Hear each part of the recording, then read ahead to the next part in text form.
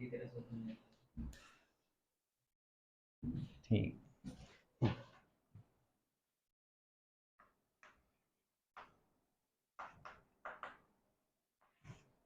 Laws of motion में सबसे पहले हम पढ़ेंगे लॉस कितने होते हैं, तो बताइए 3 लॉज होते हैं। हाँ, पहला लॉ क्या बोलता है? When a object is at rest, it remains at rest, and when an object is in motion, it The object has to change its state of motion. हाँ, मतलब अगर वो ऐसा नहीं है, देखो मैं बताता हूँ, ऐसा नहीं होता कि वो जो रुका हुआ है तो जो चलाने के लिए, चल रहा है तो रोकने के लिए, ऐसा नहीं होता। उसकी स्टेट होती है, हर बॉडी की स्टेट होती है। स्टेट का मतलब उसकी कंडीशन समझ लो। तो तुम्हारी कंडीशन क्या है अभी? तुम चल रहे हो कि रुके हो? बट ये होता है कि किस मतलब POV रिस्पेक्ट में, हाँ। पॉइंट ऑफ न्यूटन न्यूटन के जो लॉज हैं, सबसे पहले वो लगते हैं ऐसी जगह पे खड़े होके जहां से जो रुका हुआ है, जिसका एक्सेलरेशन 0 है। सबसे पहले तो दिमाग में न्यूटन के लॉज कहाँ से लगते हैं? जहाँ से एक्सेलरेशन 0 है, मतलब वहां पे खड़े होके आप न्यूटन के लॉज लगा सकते हो जहां का एक्सेलरेशन, बस उसको बोलते हैं नॉन, मतलब नॉन इनर्शियल, या नहीं इनर्शियल फ्रेम। जो रुका हुआ है, मतलब जिसका वेलोसिटी कांस्टेंट है, जिसकी एक्सेलरेशन 0, तो उसको एक होता है इनर्शियल फ्रेम, एक नॉन इनर्शियल। इनर्शियल फ्रेम ये क्या है?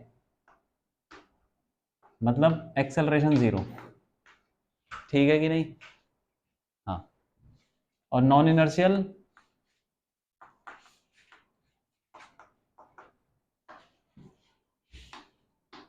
एक्सेलरेशन नॉट 0, बस यही है। तो हम कहां से लगाएंगे?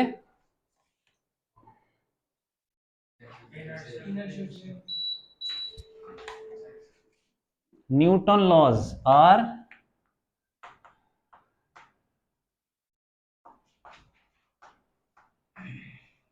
Valid from in inertial frame.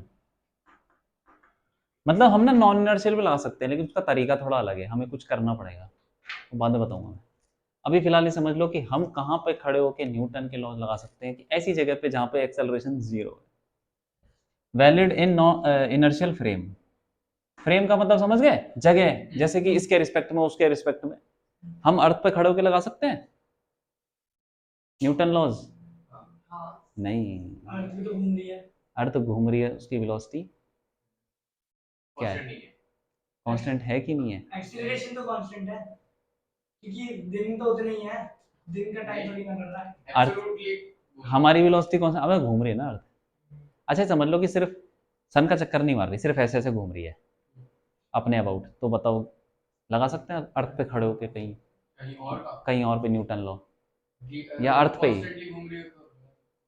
नहीं लगा सकते हैं, क्योंकि हम घूम रहे हैं किसमें, एक सर्कल में।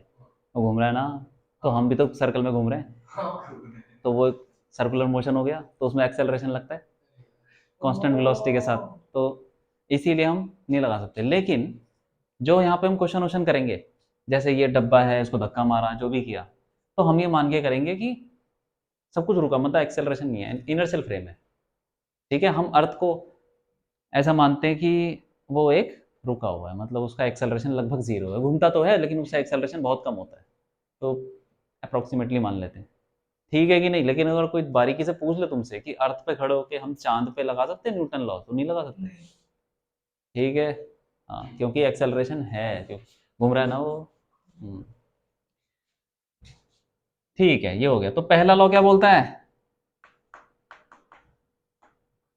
कि हर बॉडी की, नहीं वो रेस्ट वेस्ट कुछ नहीं है, स्टेट है, कंडीशन है। क्या कंडीशन है? कि मोशन, मोशन भी नहीं बोल सकते, स्टेट बोलेंगे। अगर मोशन है तो स्ट्रेट लाइन वाला।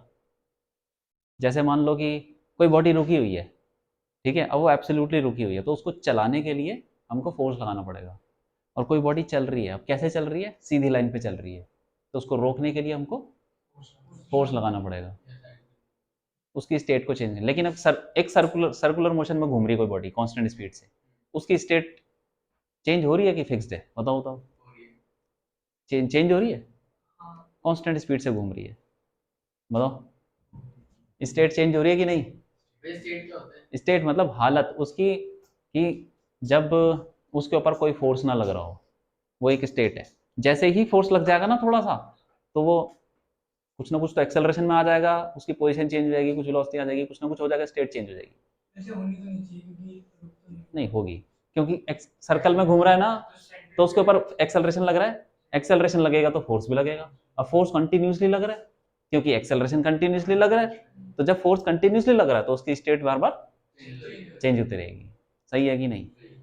तो अगर कोई बॉडी है उसके ऊपर कोई फोर्स ही नहीं लग रहा और तब वो चल रही है, तो वो सिर्फ चल सकती है सीधी लाइन पे। सही है कि नहीं? जैसे कि अर्थ घूम रहा है सन के अराउंड, उसकी स्पीड तो कांस्टेंट है, लगभग कांस्टेंट समझ लो, सर्कल में घूम रहा है तो वैसे कांस्टेंट नहीं होती। तो मान लो कि कोई प्लेनेट है, उसके सन के अराउंड घूम रहा है, उसकी स्पीड कांस्टेंट है, तो उसकी स्टेट क्या है? चेंज हो रही है, क्योंकि उसके ऊपर एक्सेलरेशन लग रहा है, क्योंकि वेलोसिटी बार बार चेंज हो रही है। लेकिन कोई जैसे कि हमने यहाँ से कोई कुछ छोड़ दिया स्पेस क्राफ्ट, और वो जा रहा है बहुत, बिल्कुल बहुत दूर जा रहा है, सीधी लाइन पे चल रहा है, तो उसकी स्टेट चेंज नहीं हो रही, उतनी ही है, क्योंकि उसके ऊपर कोई फोर्स नहीं लग रहा। तो जब तक अगर फोर्स नहीं लग रहा, कुछ कोई भी फोर्स नहीं लग रहा, तो फिर उसकी स्टेट चेंज नहीं हो सकती। उसकी स्टेट चेंज कब होगी? जब उसके ऊपर, बस। तो स्टेट चेंज करने के लिए हमको फोर्स लगाना पड़ता है, यही है फर्स्ट लॉ। ठीक है कि नहीं? स्टेट समझ गए? स्टेट वो चीज है कि वो कंडीशन जब उस पर कोई फोर्स नहीं लग रहा, या फिर अगर फोर्स लग रहा हो तो इंस्टेंटेनियस पॉइंट पे। जैसे मान लो कि ये ऐसे घूम रहा है, कुछ ऐसे जा रहा है, तो ये घूम रहा है, इसका एक्सेलरेशन होगा कि नहीं होगा? बताओ। होगा, पक्का होगा, क्योंकि इसकी वेलोसिटी चेंज हो रही है, चेंज हो रही है, एक्सेलरेशन होगा। लेकिन यहाँ पे इसकी कुछ स्टेट है तो फोर्स कुछ लग रहा होगा, लेकिन थोड़ी देर बाद यहाँ पे उसकी स्टेट चेंज हो गई, क्योंकि यहाँ से लेके यहाँ तक उसके ऊपर फोर्स लग रहा है, उस पर फोर्स लग रहा है, इसलिए स्टेट चेंज हो रही है। स्टेट तो तुम कहीं भी डिफाइन कर सकते हो, लेकिन अगर वो चेंज नहीं हो रही तो उसके ऊपर फोर्स नहीं लग रहा, और अगर चेंज हो रही है तो फोर्स लग रहा है। समझ गए बात को? हाँ। तो ये जो चलती हुई बॉडी रोकने और वो सब पुरानी डेफिनेशन है, सही नहीं है, मतलब एक्चुअली कुछ नहीं है वैसे तो। मतलब to to change the state, मतलब ऐसे लिखो एक्सटर्नल फोर्स। अब देखो इसमें ना एक्सटर्नल और इंटरनल फोर्स का भी बहुत इंपॉर्टेंस है। जैसे बम है, बम रखा हुआ है, वो फट गया, उसके ऊपर कितना फोर्स लगा? कोई फोर्स नहीं, कोई फोर्स नहीं।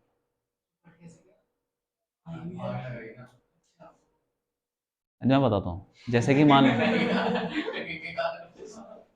सुनो सुनो, मान लो कि दो दो क्या कहते हैं उसको, दो आदमी हैं, जैसे लड़ाई करते हैं बिल्डिंग से कूद के, ठीक है, लड़ते लड़ते लड़ते लड़ते ऊपर से, अरे होता नहीं है कि जैसे छत से कूद के फिर भी लड़ रहे हैं हवा में, ठीक है, तो एक ने दूसरे को लात मारी तो वो उधर जाके गिरा, तो पीछे वाला भी इधर जाके गिरेगा। एक्चुअली क्या है ना, दोनों को अगर हम एक एक बॉडी माने, दोनों आदमियों को, तो वो एक क्या है कि बाहर से कोई फोर्स नहीं लगा रहा, सिर्फ ग्रेविटी लग रही है उन पे, तो इधर कोई फोर्स नहीं लग रहा, तो अगर इस पे धक्का मारेगा इधर, तो उस पर धक्का मारेगा। ये मैं बताऊंगा थर्ड लॉ में, धीरे धीरे आने दो। एक्सटर्नल फोर्स क्या होता है? जो सिस्टम के बाहर से लग रहा हो, ठीक है कि नहीं? हाँ, और सिस्टम क्या होता है?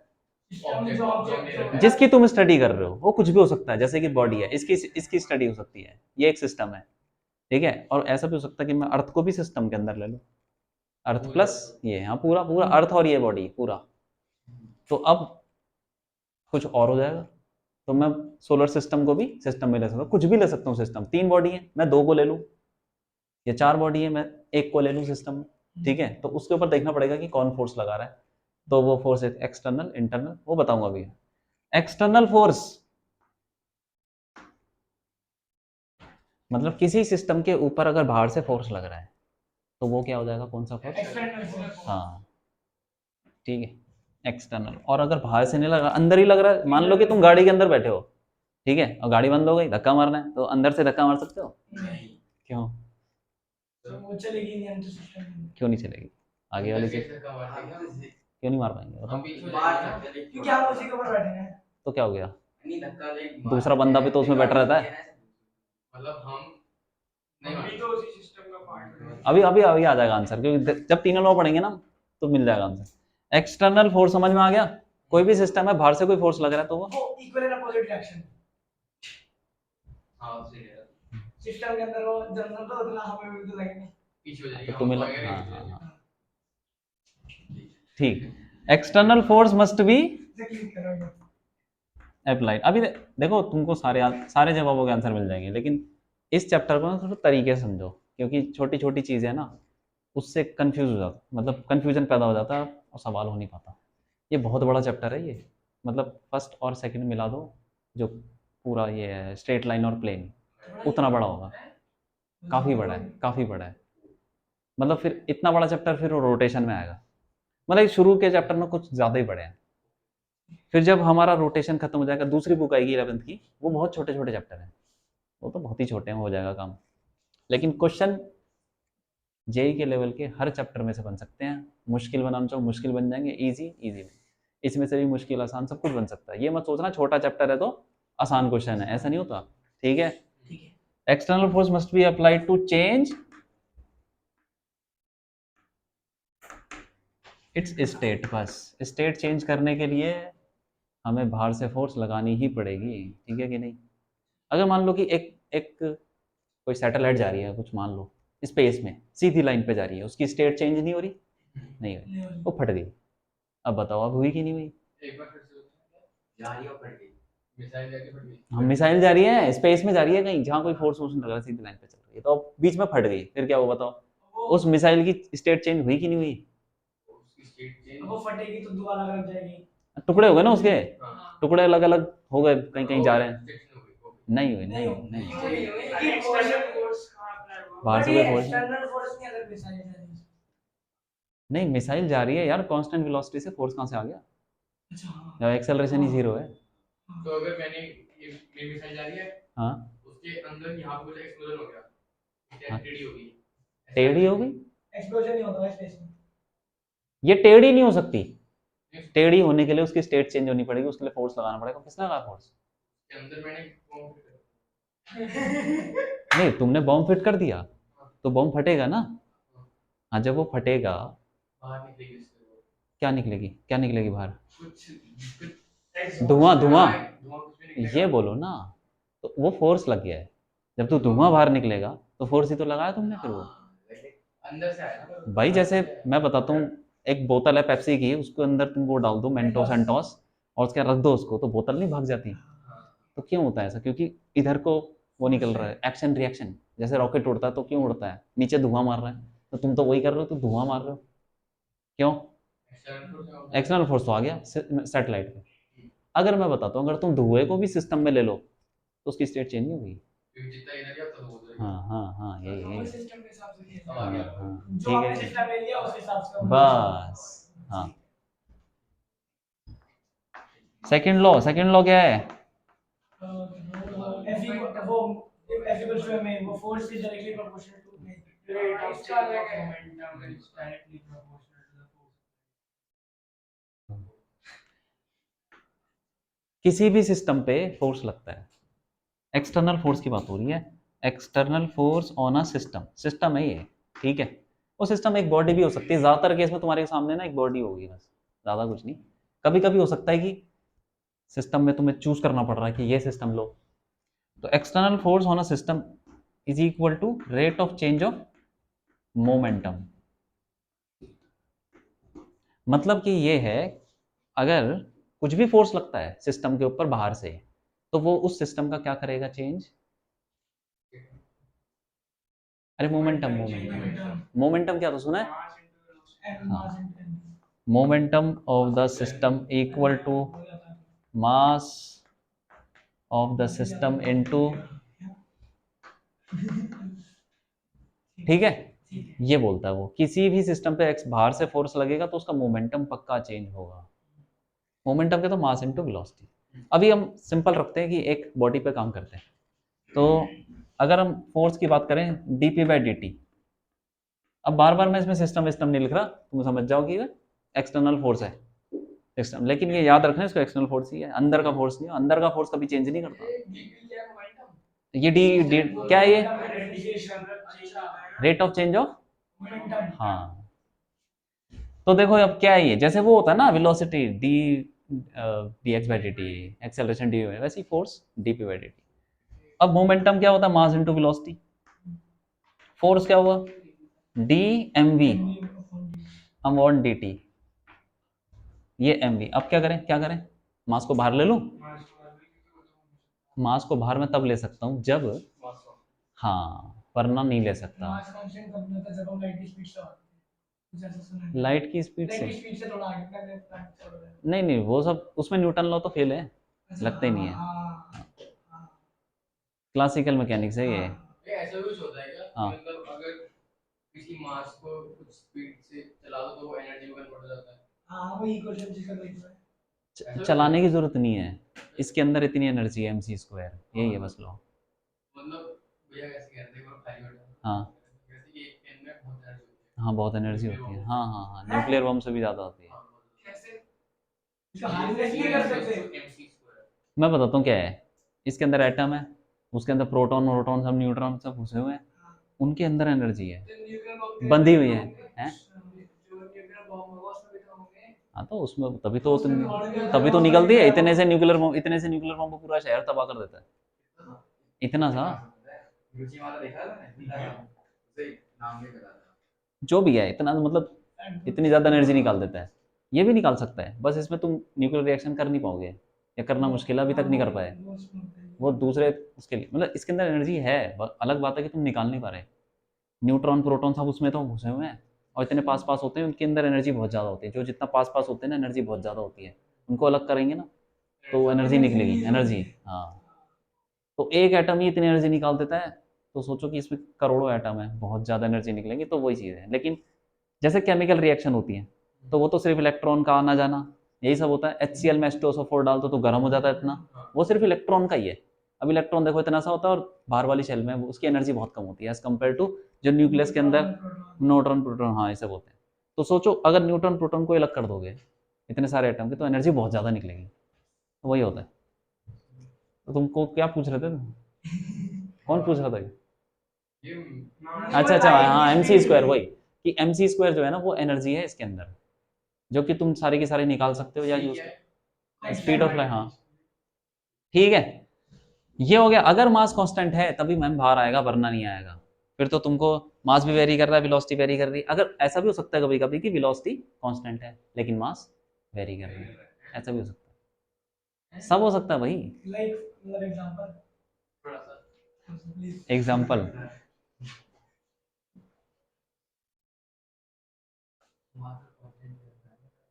एग्जाम्पल सोच के बताऊंगा मैं, बताऊंगा सोच के, चलो ठीक। ठीक है। रॉकेट ही ले लो, जैसे कि अम, जैसे जैसे वो ऊपर जाता है उसका मास कम होता है, तो लेकिन वो हल्का भी तो हो रहा है, तो उतनी उसकी स्पीड ज़्यादा हो जाएगी। फ्यूल खत्म हो रहा है, फ्यूल का रेट अगर, मतलब अगर हम मास को ऐसे चेंज करें कि उसकी वेलोसिटी कुछ कांस्टेंट रहे, कि पहले फ्यूल ज़्यादा जल रहा था, अब थोड़ा कम जल रहा है, तो उसका रेट कम है, तो वो कम फोर्स लगेगा तो कम वेलोसिटी, तो मतलब कर सकते हैं कुछ ऐसी सेटिंग ना, जो भी है। मतलब तुम ये समझ लो कि यार क्वेश्चन में ऐसा दे सकता है वो कि वेलोसिटी कहीं कांस्टेंट हो रही हो, ऐसा भी हो सकता है कि दोनों वेरी कर रहे हो, तो तुम बाहर नहीं निकाल सकते कुछ, फिर तुमको प्रोडक्ट रूल लगाना पड़ेगा। क्या समझे? प्रोडक्ट रूल जानते हो ना, एक को रख के दूसरे को डिफरेंशिएशन, दूसरे, हाँ। मैं तो सिर्फ लिख दे रहा हूं कि इफ मास इज कांस्टेंट,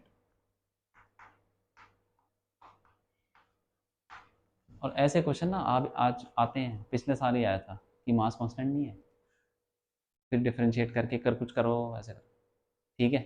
हाँ, इफ मास इज कांस्टेंट तो मास बाहर आ गया, तो फोर्स क्या हो जाएगा?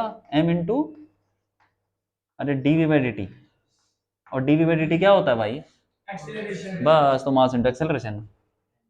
अब लिख सकते हो F इक्वल टू एम है तब, मास कांस्टेंट। हाँ मास कांस्टेंट है तभी होगा।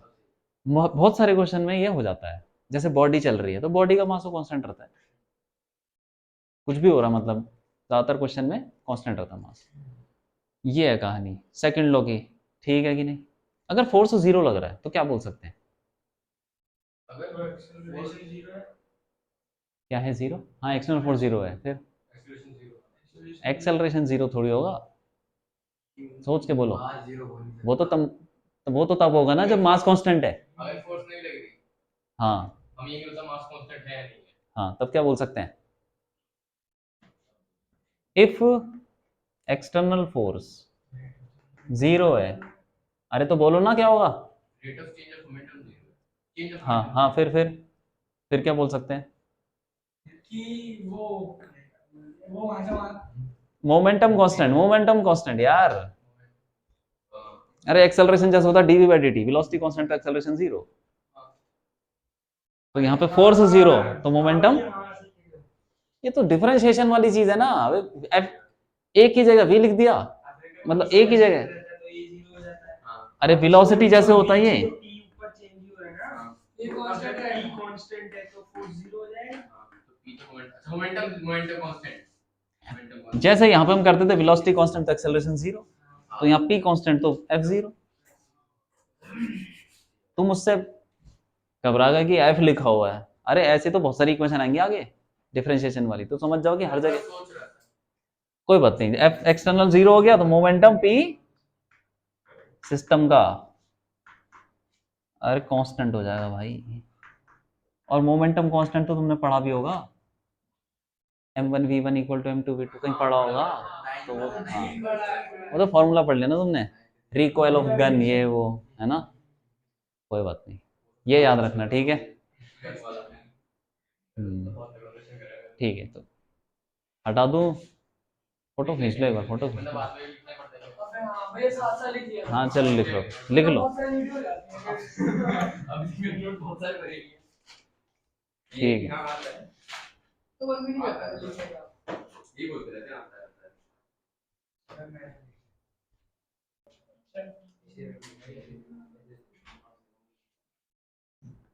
ठीक है, अब देखो थर्ड लॉ क्या बोलता है? Every action is equal and opposite reaction, हाँ मतलब क्या हुआ? कि जो भी है नहीं, ये मतलब कोई भी फोर्स है तो इसका इक्वल एंड अपोजिट रिएक्शन। कोई भी फोर्स लगता है? नहीं, कुछ तो होता है वो जब हम एक्सटर्नल नहीं, हमने अगर किसी उसमें एक्सटर्नल फोर्स अप्लाई करी तो जिस ऑब्जेक्ट पे जो फोर्स अप्लाई हो रही है दूसरे ऑब्जेक्ट पे भी उतनी ही फोर्स अप्लाई होगी अपोजिट सेंस में, डायरेक्शन। एक बॉडी है, वो दूसरी बॉडी पे फोर्स लगाती है, तो मतलब पहली बॉडी दूसरे पे फोर्स लगाएगी, दूसरी वाली भी पहली पे फोर्स लगाएगी, उतना ही लगाएगी, ऑपोजिट लगाएगी। ठीक है, जैसे मान लो कि मैं इस पर फोर्स लगा रहा हूँ ऐसे, दीवार पे धक्का मार रहा हूँ, तो दीवार भी मुझे धक्का मारेगी, लगाएगी? हाँ, मार रही है धक्का, या मैं धक्का मार रहा हूँ? वो भी धक्का मार रही होती है।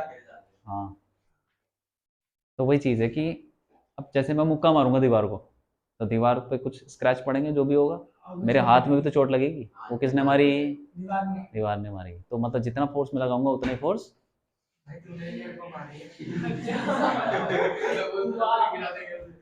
एक सवाल है। हाँ बोलो। किसी ने मेरे को ऐसा कोई तो क्वेश्चन पूछ दिया था कि वो हॉर्स कैरीज वाला वो, हाँ क्या पूछा था? मेरे को समझ में नहीं आता, सॉल्यूशन भी सुन लिया था मैंने क्वेश्चन तो याद है? हाँ हाँ। कि घोड़ा गाड़ी है, घोड़ा खाली है। घोड़ा गाड़ी, हाँ फिर? तो घोड़ा तो गाड़ी को धक्का देके आगे ले जा रहा है, तो गाड़ी घोड़े को क्यों नहीं वापस वो कर लिया, इक्वल एंड अपोजिट रिएक्शन। तो जमीन की स्ट्रेंथ है। और भी तो फोर्स लग रहे हैं, अकेला फोर्स थोड़े लगा घोड़ा, फ्रिक्शन नहीं लग रहा होगा। हाँ फ्रिक्शन। हम्म, घोड़े पे फ्रिक्शन ज्यादा है, गाड़ी पे फ्रिक्शन कम है। आगे उसमें पहिए, नहीं पहिए की बात नहीं है, पहिए की वजह से। वो क्या करता है, गड्ढा करके चलता है, मतलब निशान मार के चलता है जमीन पे, तो वो उसको अच्छा खासा फ्रिक्शन चाहिए आगे बढ़ने के लिए। मतलब कुल मिला के अगर तुम घोड़ा गाड़ी पूरे को सिस्टम ले लो तो उस पर फोर्स लगेगा आगे। बस कौन लगा रहा है? घोड़ा नहीं लगा रही है। जमीन, वाह, जमीन आगे लेके जा रही है। जमीन घोड़ा को आगे। जमीन कौन सा फोर्स लगाएगी? अभी बताते हैं उसके बारे में। Frictional force. हम्म। आगे गाड़ी आगे जा रही है, फ्रिक्शन कहाँ लगेगा? आगे। कैसे? अभी पढ़ेंगे इसके बारे में, पढ़ेंगे रुक जाओ अभी। अभी तुमने जो पढ़ा है ना ये सब 10th वेंथ में, जो हवा हवा में पढ़ लिया वो सब गलत पढ़ लिया। गलत नहीं मतलब इनकम्प्लीट पढ़ लिया थोड़ा। थर्ड लॉ क्या बोलता है कि हाँ मतलब एक्शन एंड रिएक्शन आर हाँ बस बस बस, लेकिन इसको समझ लो ढंग से, आर इक्वल एंड अपोजिट।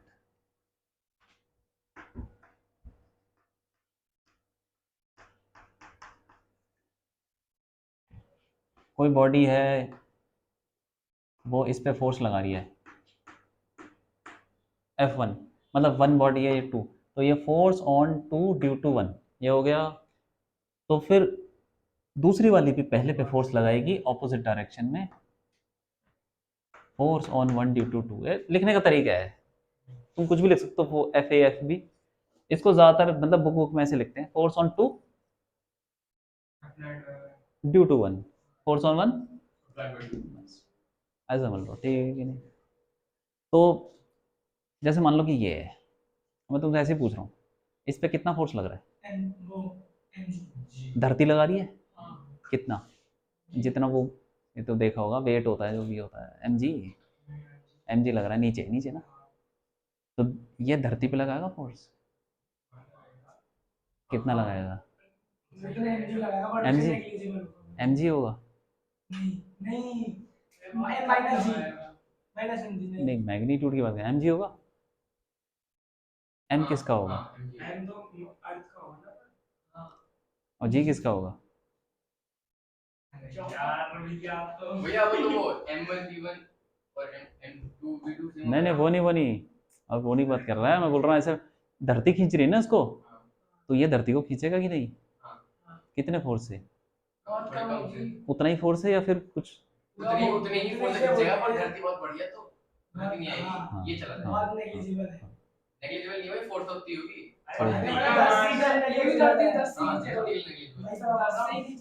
दस से क्या होता है?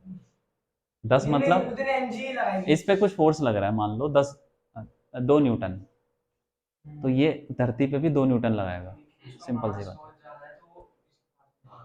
हाँ लग, या तो समझ लो आती हुई लगेगी, हम भी तो जा रहे हैं ना अर्थ के साथ। मान लो कि कोई आ गया, चांद वांद आ गया, वो बहुत बड़ी सैटर्न आ गया, ये जुपिटर आ गया पास में, तो धरती उधर जा रही होगी, हमें पता थोड़ी चलेगा, हम तो धरती पे खड़े हैं, धरती तो रुकी हुई है हमारे लिए, जब वो टकराएगी तो पता चलेगा। क्यों? मतलब अगर सैटर्न आ गया, वैसे हाँ मान ला, ऐसे ही पूछ हाँ हाँ, मान लो कि हमने सैटर्न एक चेन से बांधा है। चेन से बांध रखा है, हाँ ठीक है, ठीक है, यहाँ पे सैटर्न है, अरे ठीक है, यहाँ पे अर्थ, हाँ आप यहाँ पे हो, कहाँ पे? अर्थ पे हो गए, ठीक है, और सैटर्न जैसे यहाँ पे आ गया, तो आप उड़के सैटर्न पे नीचे पहुंच जाओगे, हाँ तो क्या हो गया फिर? क्या होगा? हाँ ये जिसकी ग्रेविटी ज्यादा है भाई, जिसकी ग्रेविटी ज्यादा है वो खींच लेगा, नहीं ऐसा भी नहीं है, ऐसा भी नहीं है, नहीं ऐसा नहीं है। ऐसा नहीं है। ऐसे तो भाई अरे तुमने वो नहीं सुना यार, जो वो होते हैं न्यूट्रॉन स्टार, छोटे छोटे, जो है मतलब बहुत अर्थ से भी छोटे होते हैं न्यूट्रॉन स्टार। ब्लैक होल अच्छा, सुना है? हाँ, ब्लैक विशाल जब वो सन लगने लग जाता है, सन जो है ना, वो श्रिंक हो जाता है, श्रिंक हो जाता है, छोटा सा बन जाता है, फिर उसके बाद से नेबुला बनता है। छोटा सा बनता है, इतना सा जितना बड़ा ये होते हैं, अर्थ तो बहुत बड़ा होता है सामने, ये एस्ट्रॉयड नहीं आते, ऐसे मान लो कि जितना बड़ा चांद है उतना बड़ा होता है वो, लेकिन उसका मास होता है सन का 1000 1 लाख गुना। डेंस, हाँ डेंस बहुत ज़्यादा होता है, तो उस वजह से ग्रेविटी बहुत ज़्यादा है। अरे यार, पढ़ेंगे ग्रेविटेशन में, पढ़ेंगे ना ये, ग्रेविटी के बारे में, ग्रेविटेशन में आएगा, मास पे आ गया, सब कुछ आएगा। यहाँ पे देखो, एक बॉडी दूसरे पे लगा रही फोर्स, दूसरी पहले पे लगाएगी, उतना ही फोर्स ऑपोजिट डायरेक्शन में, तो F12 इक्वल टू F21, लेकिन वेक्टर फॉर्म में बात करें तो माइनस, क्योंकि डायरेक्शन ऑपोजिट है, हाँ मैग्नीट्यूड बराबर है, सही है कि नहीं? हाँ बस यही चीज़ है। अब हम पढ़ेंगे फोर्स के बारे में कि कौन कौन से फोर्स हम इस चैप्टर में पढ़ने वाले हैं। फोर्सेस, टाइप्स ऑफ फोर्सेस, वैसे तो फोर्स बहुत सारे होते हैं, पानी का फोर्स, हवा का फोर्स, ये वो, लेकिन इस चैप्टर में जितने फोर्स आ रहे हैं वो सारे पढ़ लेते हैं, उसको जानना ज़रूरी है, कैसे लग रहा है, क्या लग रहा है, कहाँ लग रहा है, बस, मतलब उसका मैग्नीट्यूड, उसकी डायरेक्शन, और वो किस पॉइंट पे लग रहा है, ठीक है कि नहीं? जैसे कि mg है, आई बड़ा टाइप्स ऑफ फोर्सेस।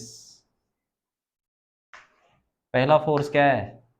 उसको बोलते हैं वेट, वेट एक फोर्स है, कौन लगाता है?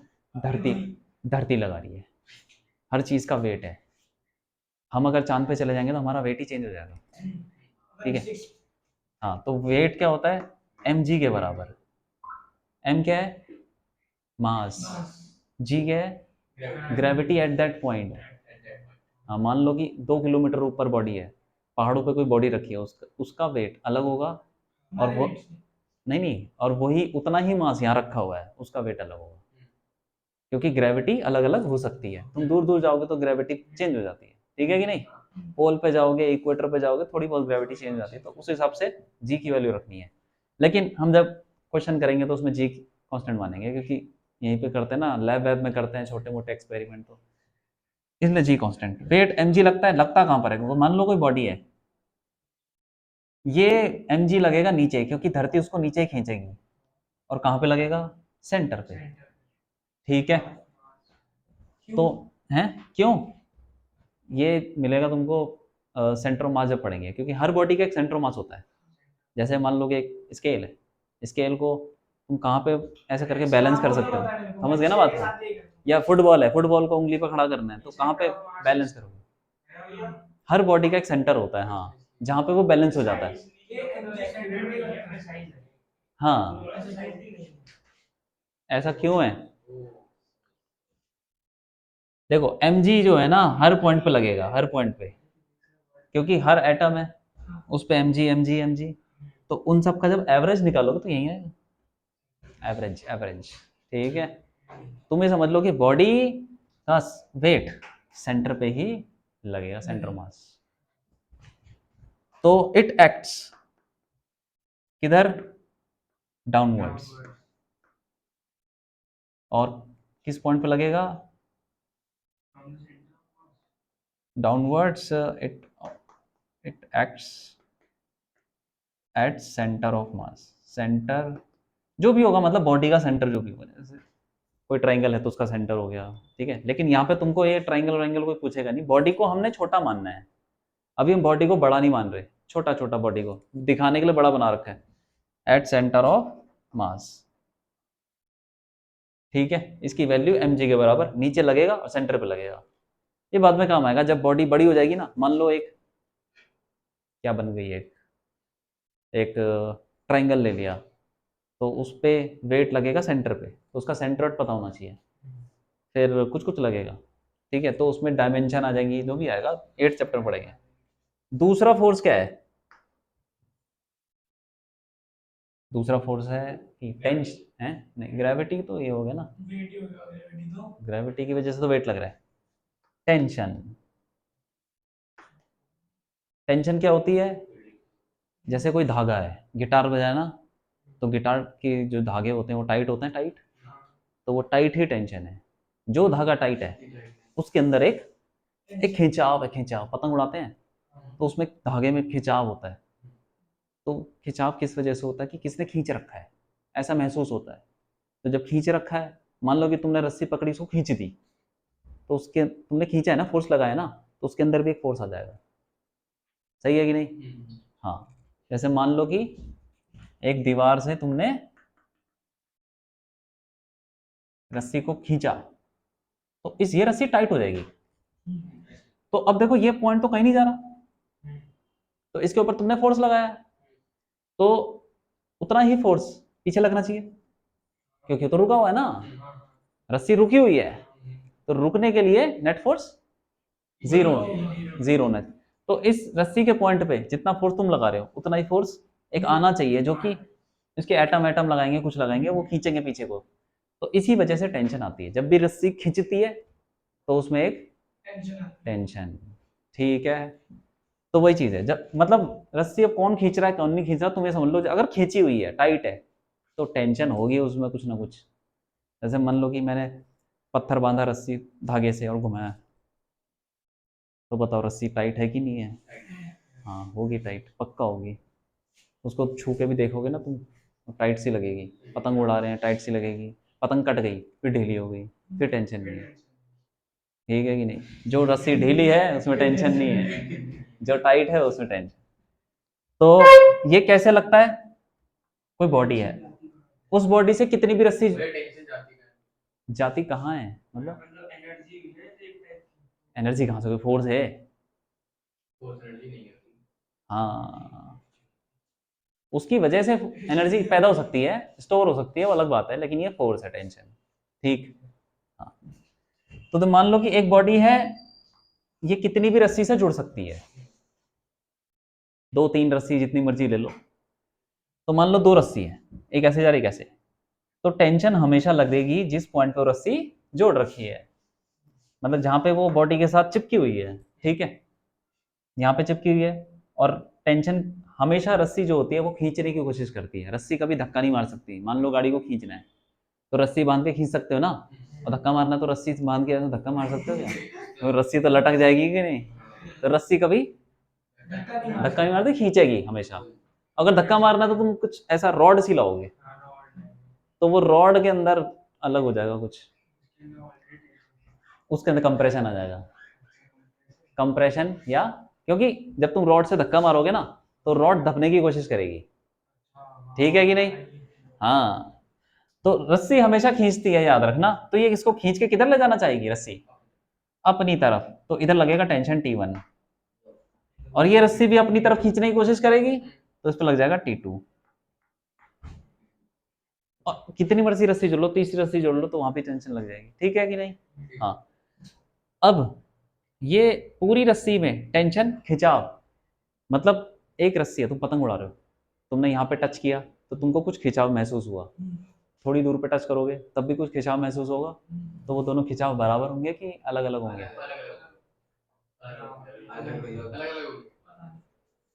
अलग अलग हो सकते हैं, बराबर भी हो सकते हैं। वो किस पे डिपेंड करता है? नहीं। सिचुएशन पे। कौन सी? अगर कोई और भी फोर्स एक्ट कर रही है उसमें तो। हाँ, ये बात है। देखो पता क्या है, अगर हम ये बोलते हैं कि एक रस्सी है, कोई भी रस्सी, मतलब ऐसे लिखेंगे, इट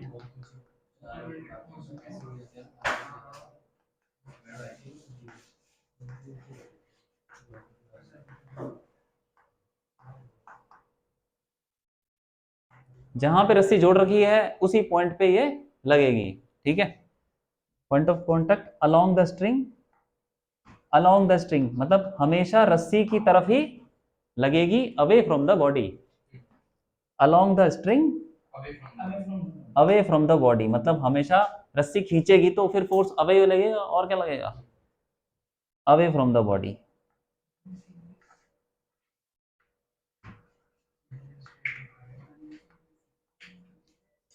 ठीक है, अब एक धागे के ऊपर टेंशन पूरे धागे पे सेम रहेगी अगर वो रस्सी मासलेस है, अगर उसका मास नेग्लिजिबल मानते हैं।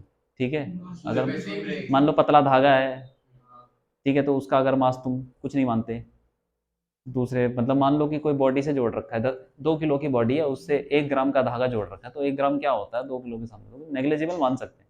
अगर तुम नेग्लिजिबल मानते हो, और क्वेश्चन में ना मेंशन नहीं किया होता, तो मान लिया करो ये नेग्लिजिबल है, सब कुछ आइडियल। जहाँ पे रस्सी का मास दे दिया कि भाई 2 किलो की रस्सी है, ये है वो है, तब तुम्हें तो फिर करना पड़ेगा। तो tension is same, tension is same कब? जब इन a massless string,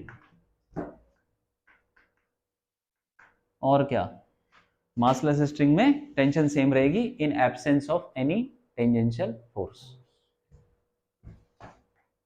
same in a massless string and in absence, and मत लिखो, सीधा लिखो,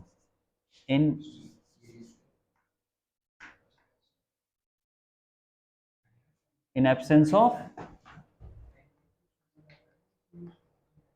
tangential force।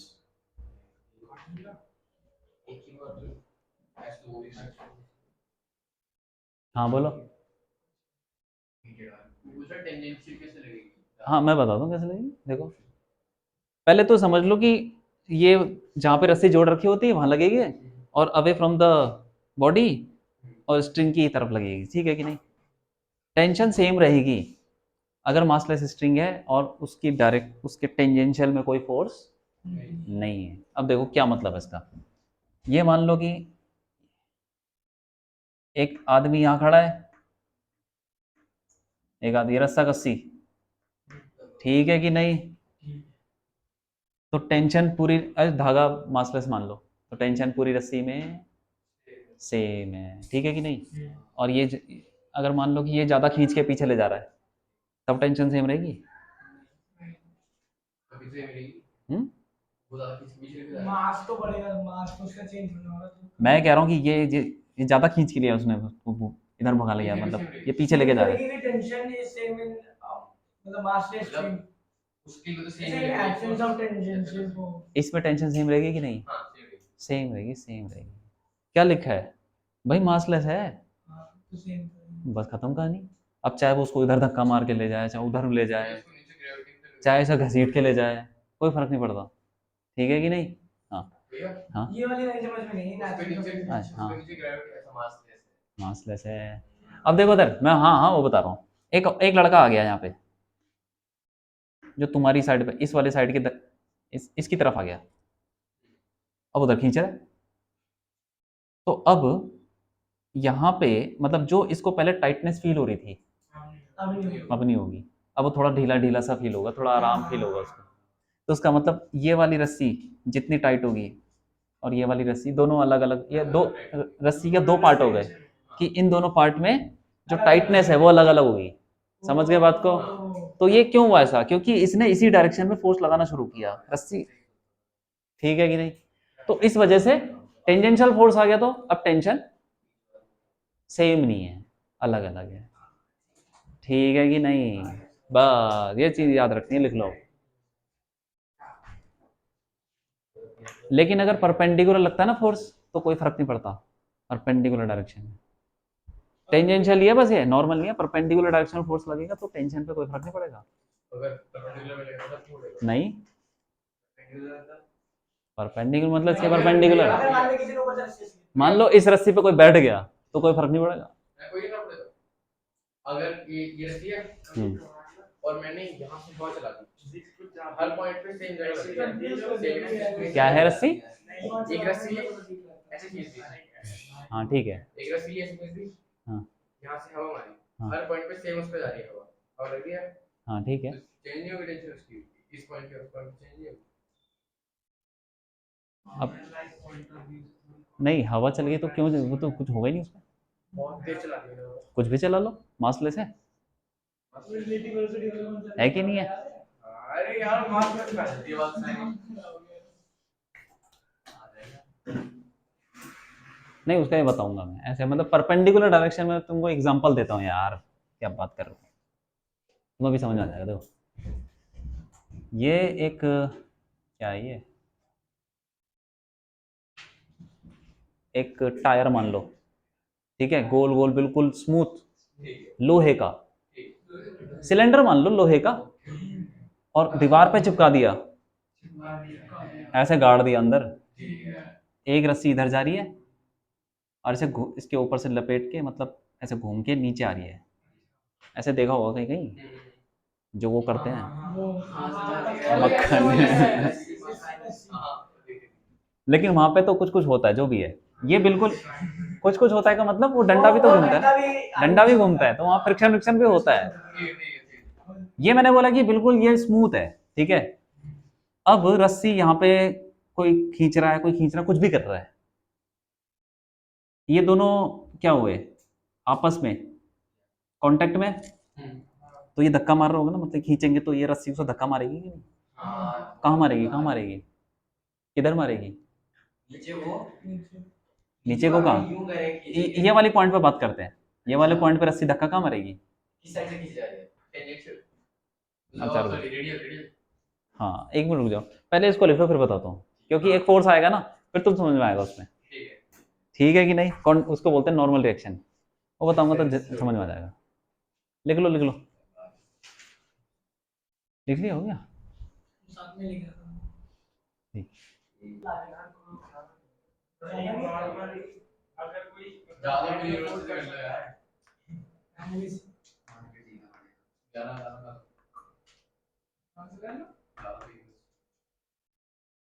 जेएनयू में बहुत आप पूछ रहे हो या ज्यादा कोई यूनिवर्सिटी के बारे में, हाँ हाँ सही है। है ना? मैं इसके बारे में पढ़ रहा था थोड़ा, वो तो फैकल्टी के नहीं ठीक है ठीक है। अरे ये मैंने सुना ही नहीं है, मैंने सबसे ये सीखा सुना है। अरे भाई सुना ही नहीं है। अरे कोई बात नहीं यार, इधर देखो नॉर्मल रिएक्शन देखो ये क्या होता है, ये एक बॉडी है, दूसरी बॉडी ये हो गई, तो एक बॉडी दूसरे पे फोर्स लगाएगी, वो यही है। क्यों लगाएगी, क्यों लगाएगी, कौन सा लॉ था, ये कौन सा फोर्स लगा रही है इस पे, mg छोड़ दो, यहाँ पे mg की बात नहीं हो रही, mg तो हमने पढ़ लिया ना। जब भी दो बॉडी चिपक जाती, नहीं नहीं, जब भी ग्रेविटेशनली तो होगी। ग्रेविटी है ही नहीं ना, ये मतलब स्पेस में बात कर रहे हैं। वो एटम एटम ऐसे एक दूसरे को कुछ भी है, अगर दो बॉडी चिपक गई हाँ। तो उन दोनों, नहीं यार नॉर्मल रिएक्शन है, दो बॉडी चिपक गई, उनके सरफेस चिपक गए, दो सरफेस अगर टच हो गए तो वहां पे नॉर्मल रिएक्शन आता है। हाँ आ सकता है, ठीक है कि नहीं। यहाँ पे जैसे कि मान लो मैं, मेरा हाथ टच हो गया तो फोर्स आ जाएगा अपने आप, तुम चेयर से टच हो गए तो एक चेयर और तुम्हारे बीच में फोर्स आ जाएगा, ठीक है कि नहीं। हाँ तुम बाइक में बैठ गए तो एक बाइक पे फोर्स, और बाइक और तुम्हारे बीच, अरे कांटेक्ट से बस। कांटेक्ट से फोर्स ऐसे इंटरमोलिकुलर क्या होता तुम्हें है? बताओ, तुम जैसे कुछ, भाई मान लो, हाँ मान लो मैं बता रहा हूँ। अरे तुम खाना खा रहे हो चम्मच से, तो चम्मच को पकड़ा तो वहीं फोर्स आ गया, जिस चीज को टच हो, फोर्स हो गया ना, मतलब जो मैंने लगाई है। हाँ जो लगाई है वो तो अलग बात है, मतलब टच होने से उनके बीच में, वो टच के बीच में, दो सरफेस के बीच में फोर्स, सरफेस के बीच जैसे में। मैंने एक मेटल प्लेट ली, एक और मेटल प्लेट ली, उनको बस टच करा, उसके बाद फोर्स नहीं लगाई, ना आगे जाने की ना पीछे जाने की। टच किया कि नहीं किया, कर दिया। कर दिया, बिल्कुल और कोई बिल्कुल और माइन्यूट force टच से छोड़ दिया। हाँ तो ठीक है, माइन्यूट आ जाएगा, माइन्यूट आ जाएगा। जितना जितना जो टच करेगा उतनी वो हाँ, बस टच वही। करने के बाद मैं इसको इधर नहीं कर रहा ना उधर कर रहा। कोई एक टच तो हो गया कि नहीं, हाँ, बस तो फोर्स आ गई। बस भले पॉइंट जितनी, मतलब वही है किस जितना, जगह को आएगी force?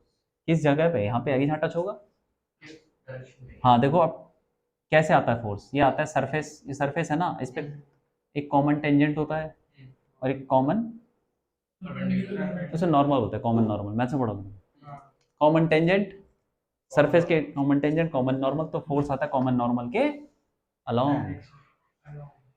तो ये फोर्स नॉर्मल रिएक्शन, इससे आर से बता दो, जिस मर्जी से बता दो, ये रिएक्शन कौन लगा रहा है, नीचे वाली बॉडी, ऊपर वाली पे। ये जो रिएक्शन होता है हमेशा किधर लगता है, बॉडी के अंदर, मतलब टुवर्ड्स द बॉडी, जैसे रस्सी होती है वो खींचती है, नॉर्मल रिएक्शन हमेशा धक्का मारता है, ठीक है कि नहीं।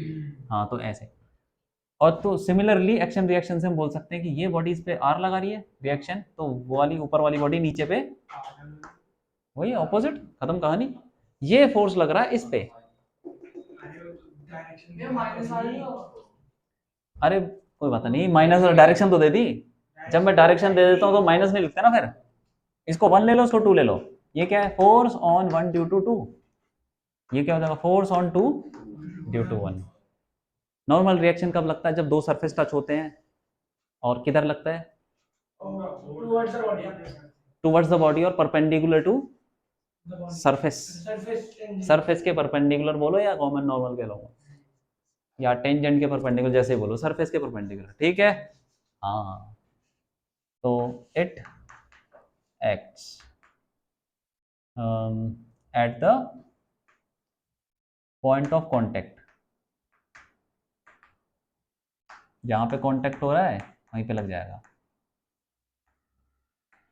Towards the body, towards the body and perpendicular to surface,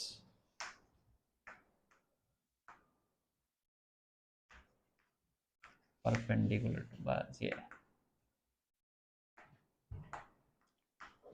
अरे ये कुछ नहीं है यार, धीरे धीरे तुम क्वेश्चन में कराऊंगा ना एक दो, फैमिलियर हो जाओगे कि हाँ इस पे इतना फोर्स लग रहा है, इतना लग रहा है, लगाओ इक्वेशन, काम खत्म। बहुत सिंपल है ये, कुछ नहीं है, लेकिन थोड़ा बड़ा चैप्टर है, समझने के लिए थोड़ा टाइम देना पड़ेगा। ये हो गया परपेंडिकुलर। बस अब एक बॉडी अगर मान लो कि 10 जगह पे टच है तो 10 जगह पे रिएक्शन लगेंगे, ठीक है कि नहीं? मतलब मान लो मेरी बॉडी कहाँ कहाँ पे टच है, एक दीवार पे टच है, एक नीचे ज़मीन पे टच है, और ज़मीन पे भी 2 पाँव पे टच है, तो 3 रिएक्शन लग जाएंगे। तो ये आपका 5 उंगलियां भी टच है। हाँ 5 उंगलियां, तो 5 उंगलियां पे लगेगा जहाँ जहाँ पे पॉइंट। ये हमें तो कपड़ों को भी टच नहीं। हाँ तो कपड़ों पे लग जाएगा। ये देखो उधर मेरा हाथ टच है ना, तो कितने पॉइंट पे टच हो रहा है, कितने पॉइंट पे टच हो रहा है? ये बहुत सारे इन्फानाइट। तो इन्फानाइट रिएक्शन लग रहे होंगे, लेकिन हम उस पूरे रिएक्शन का कुछ एवरेज लेके एक रिएक्शन बना लेते हैं, मतलब इन्फानाइट ही बनाते रहेंगे तो फिर कैसे होगा क्वेश्चन? तो इसीलिए मान लो कि बॉडी ऐसे पड़ी हुई है, तो ऐसे तो ये टच है भाई, सारे पॉइंट पे टच हो रखा है, इन्फानाइट पॉइंट है, तो हर पॉइंट पे एक रिएक्शन लग रहा होगा, लग रहा होगा, लग रहा होगा। यहीं पे हर पॉइंट पे रिएक्शन लगे, लेकिन इसका नेट हम बीच में ले लेते हैं। सही है कि नहीं? हाँ ये बात। तो ये हो गया फोर्स। एक और फोर्स, उसको बोलते हैं स्प्रिंग फोर्स। इसमें एक और फोर्स है फ्रिक्शन फोर्स, वो नेक्स्ट क्लास में बताऊंगा, थोड़ा लंबा है। हाँ किसमें? हाँ खींचेगी तो।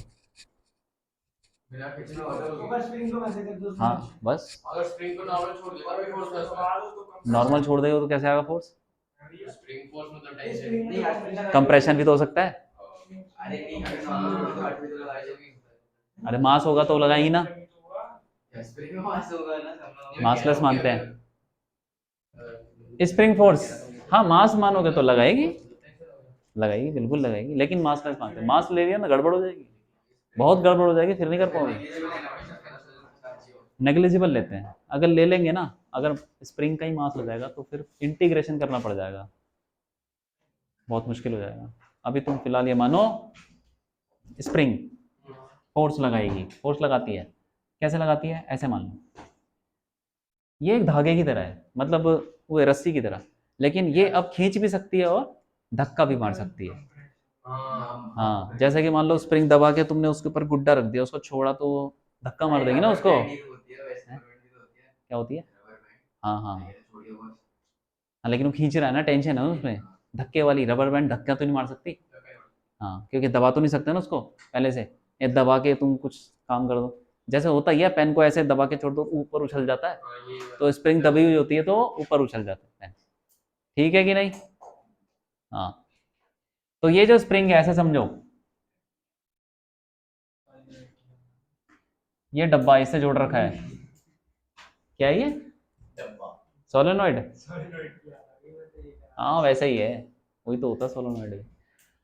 तो अब ये नॉर्मल पड़ा हुआ है, अभी ये कोई फोर्स नहीं लगाएगा, नॉर्मल पड़ी हुई स्प्रिंग कोई फोर्स नहीं लगाती, तो इसको बोलते हैं जितनी इसकी लेंथ होती है नेचुरल लेंथ। हाँ जो ये नॉर्मल लेंथ है इसकी, जिसपे निकाल के रख दो स्प्रिंग को टेबल पे, तो वो जो लेंथ होगी उसको बोलेंगे नेचुरल लेंथ, ठीक है? अब ये फोर्स कब लगेगी? जब या तो मैं इसको खींचूंगा या दबाऊंगा। मान लो कि खींच के मैं ऐसे ले जाता हूँ, ऐसे यहां तक ले गया, तो ये खींच के ऐसे हो जाएगी ये, ठीक है कि नहीं? खींच गई स्प्रिंग, कितनी खींच गई?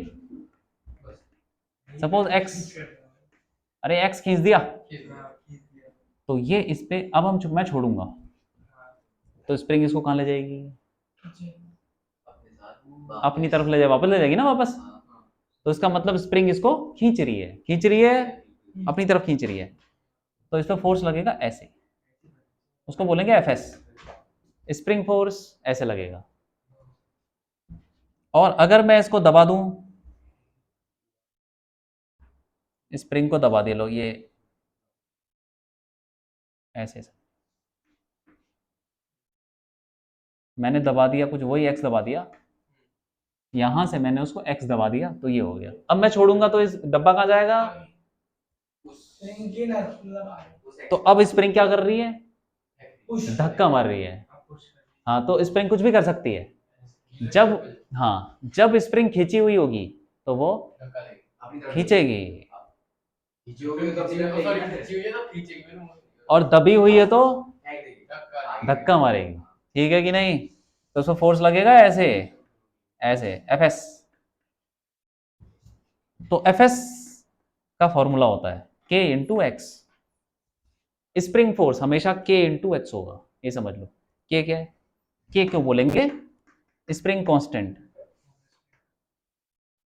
ये कांस्टेंट है, हर स्प्रिंग का अलग होता है यार। कोई स्प्रिंग आराम से दब जाती है, कोई स्प्रिंग बहुत मुझे, ट्रेन के नीचे भी तो स्प्रिंग होती है, तो ट्रेन के नीचे स्प्रिंग नहीं होती, देखा नहीं है क्या? ट्रेन के नीचे? अरे मैंने गाड़ी के अंदर तो होता नीचे। अरे शॉकर है। हाँ। सस्पेंशन नीचे नीचे क्यों ये क्या है? ट्रेन के जो टायर होते हैं ना, उसके बगल में देखोगे तो मुझे एक्सेल है तो पता है शाखा क्या होता है। शॉकर का, हाँ तो शॉकर बोल, शॉकर तो एक्चुअली वो नहीं होता। सस्पेंशन।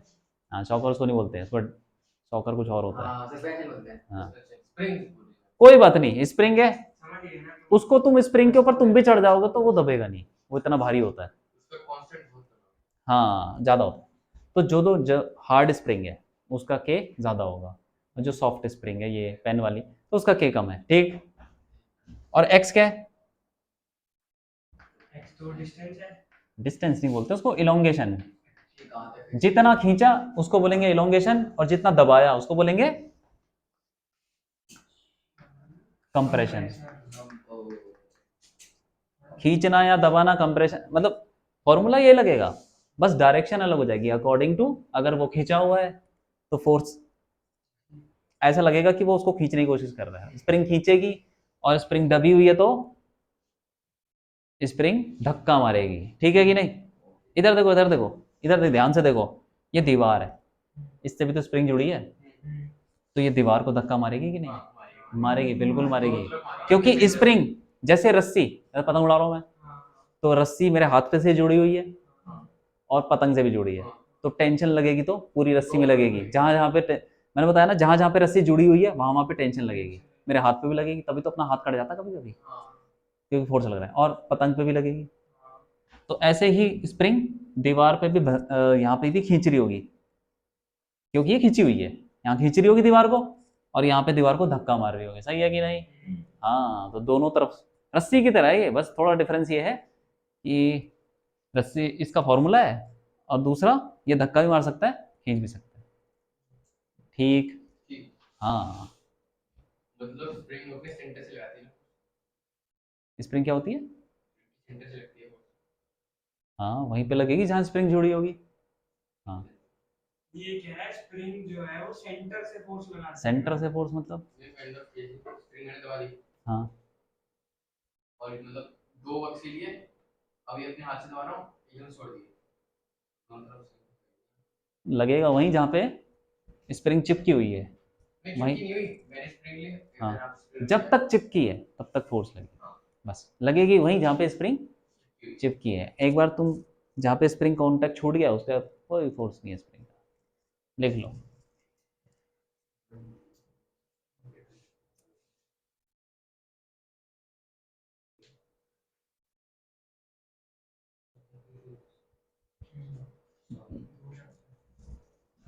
इसको यहाँ से करो।